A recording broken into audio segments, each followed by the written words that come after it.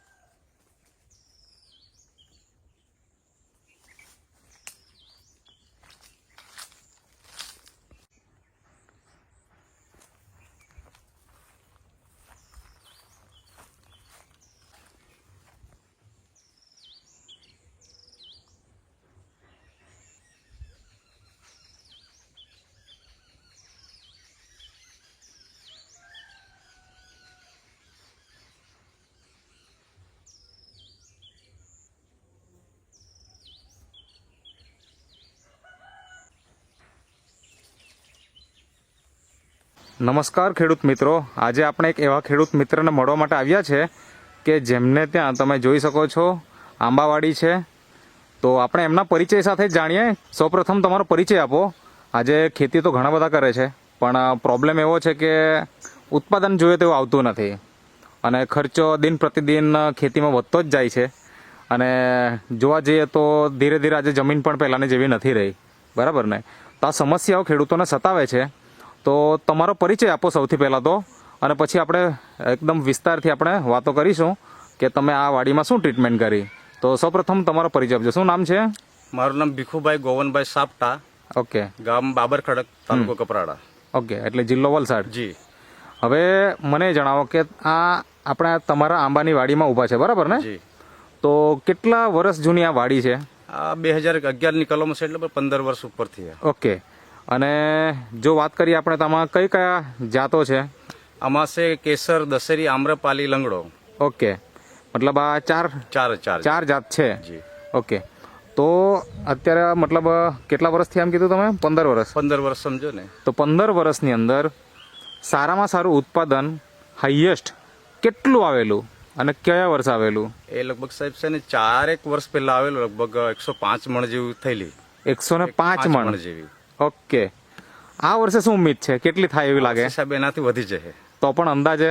જી લગભગ 150 મણના આજુબાજુ થશે. 150 મણના આસપાસ. 41 કલમ હશે. આ 41 ખાલી 41 કલમ છે 41 છે. અને 150 મણ સુધી જાય એમ છે, જી. બરાબર ને? તો આપણે આમ જોવા જઈએ તો ઘણા બધા ખેડૂત મિત્રો અલગ અલગ ટાઈપની ઘણી બધી ટ્રીટમેન્ટ કરતા જ હોય છે પોતાને આંબાવાડીમાં, અને એના કારણે એને જે તે ઉત્પાદન મળતું હોય.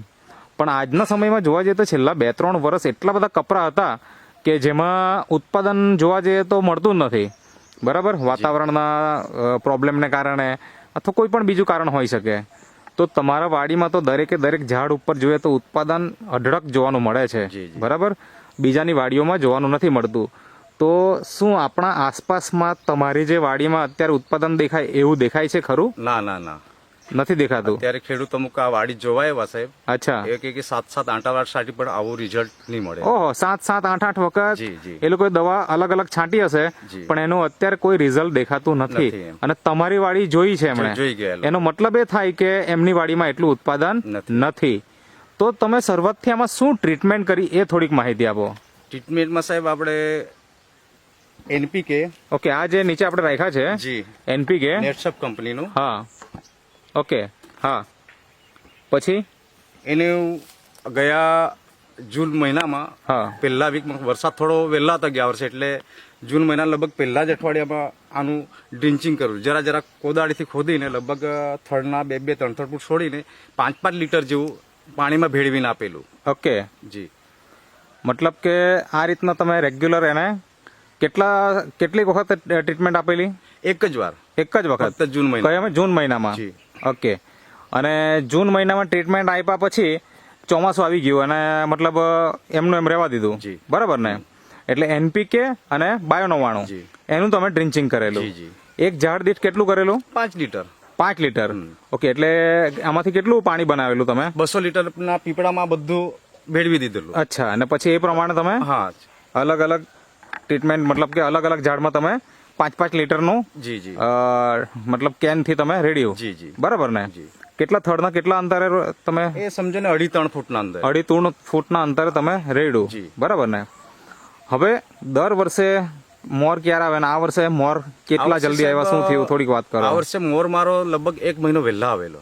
1 મહિનો જલ્દી આવ્યો? બાકી મારી એમ કેરી છે ને દર વર્ષે જૂનના 12 થી 15 તારીખના આજુબાજુ બેડાતી એમ. અચ્છા. પણ આ વર્ષે સમજો ને લગભગ 15-20 દિવસમાં કેરી તૈયાર થઈ જશે. ઓહો, તો આપણે અહીંયા જોઈ શકીએ છીએ આ કે કેરી તો અત્યારે હવે તમે કીધું એમ 10-12 દિવસની અંદર તૈયારી થવાની છે, એકદમ તૈયાર જ છે, કમ્પ્લીટ જ છે એમ, જી, જી. બરાબર ને? જી. તો આજે આ તો તમે ટ્રીટમેન્ટ કરી, પણ આના ઉપર કેટલા છંટકાવ કેટલા કર્યા અને કઈ વસ્તુના છંટકાવ કર્યા? 4 છાંટ મારી, હા. તેમાં આ સ્ટીમરીચ અને બાયો 99. આ જે સ્ટીમરીચ અને બાયો 99, 4 છાંટ. આના કેટલા છંટકાવ કર્યા? 4 છાંટ. ઓકે,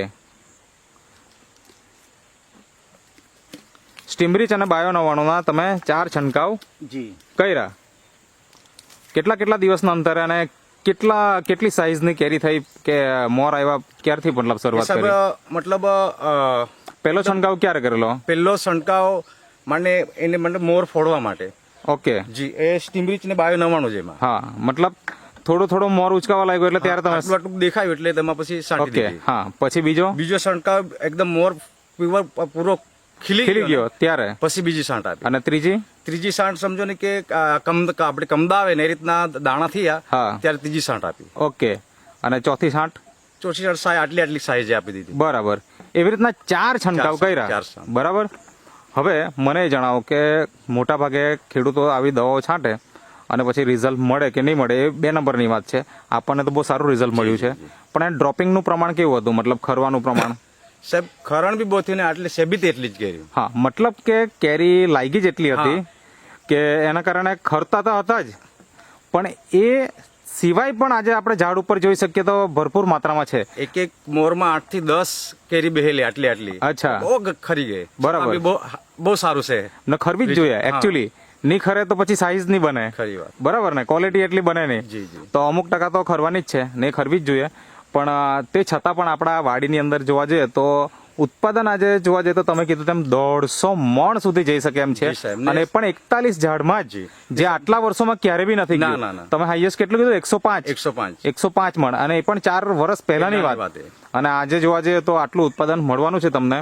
તો આ તમે બાયોફિટ દવાનો કેટલા સમયથી એકચ્યુઅલી ઉપયોગ કરો છો? આ સાહેબ એમ તો હું 3 વર્ષથી ઉપયોગ કરું, પણ આ જે થડમાં જો ડ્રિન્ચિંગ કરવાનું ને હા. એ પહેલી વાર કરેલું ઓકે. ગયા જૂનમાં. ઓકે, બાકી આમ છાંટતો એમ દવા મારતો.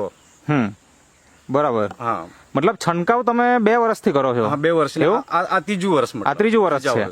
અને જ્યારે તમે મતલબ જમીનમાં આ વખતે પહેલી વખત આપી, જી જી. તો ફાયદો તમને દેખાય છે? જમીનમાં આપી એટલે ફાયદો ઘણો દેખાય છે. તો મતલબ કોઈ પણ ખેડૂત મિત્ર જો આ બાયોફિટનો ઉપયોગ કરવા માંગતો હોય તો એને જમીનમાં પણ ટ્રીટમેન્ટ આપવી જોઈએ અને પછી એને ઉપર પણ સ્પ્રે કરવા જોઈએ, તો એને આ બધા બેનિફિટ મળી શકે એમ છે.